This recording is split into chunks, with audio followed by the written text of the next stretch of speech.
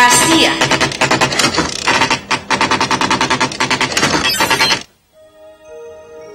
Landareen konplexutasunean urrats bat gehiago azidunak dira, espermatofitoak izenekoak.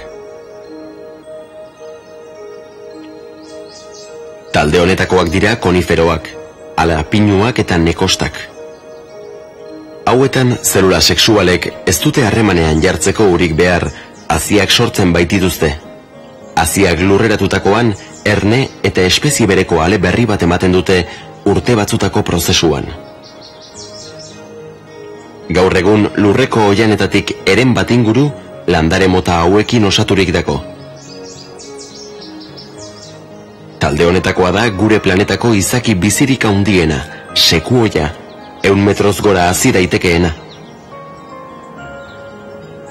Landareen evoluzioak loredun landareekin jo zuen gailurra. Loreak goilandareen ugal organua dira. Hauek insektuak erakartzen dituzte eta polena ara ona zabaldu. Lore ernalduek hazien inguruan estalki mamitsuak garatu aldituzte, frutuak dira. Animalia askok frutu horiek jaten dituzte eta haziek lurrean amaitzen dute.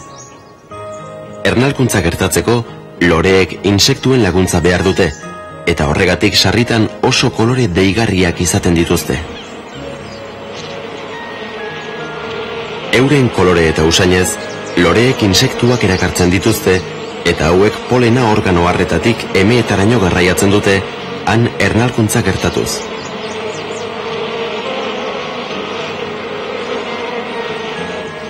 Loredun landareen sailean, magnolioa bezalako zuhaitzak ere sartzen dira.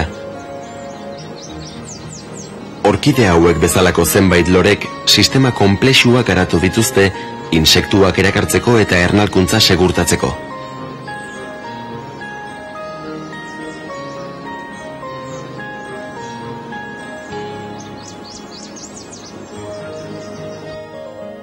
Beste landare batzuk haizearen mende daude polinizaziorako.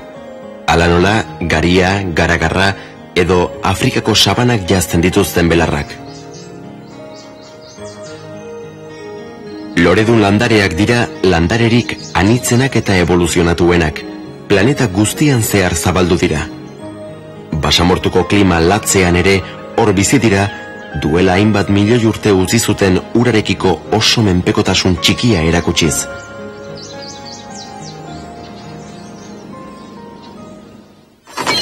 Laburpena.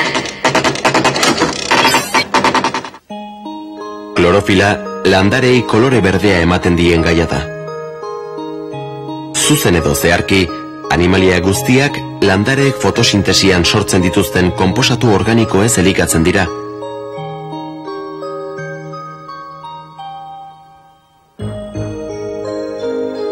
Aurreneko landareak lehen itsasoetan agertu ziren, eguzki izpien laguntzaz konposatu organikoak sintetizatzeko klorofila garatu zutenean. Prozesu berean, landareek guk arnasean hartzen dugun oxigenoa sortzen dute. Lehen organismo hauek hain sinpleak ziren, ezen zatiketa soilez ugaltzen ziren. Lehen organismo hauek edatuz eta aniztuz joan ziren milioika urtetan zehar. Denboraz, lehen landare zelulanitzak agertu ziren. Sail honetakoak dira algak. Landareak lehorra hartzen hasi zirenean zenbait arazo azaldu zitzaien. Hala nola, ernalkuntza.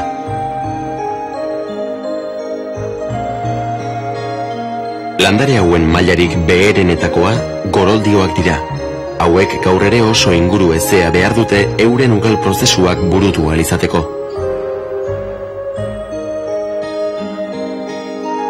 Irak maila bat gorago daude evoluzioan, eusteko 100 baitauzkate.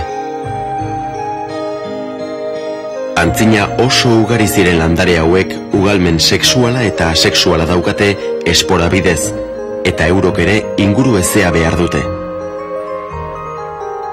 Koniferoak ostera ezetasun gutxi zugaltzen dira eta haziak botatzen dituzte. Loreak goilandareen ugal organua dira.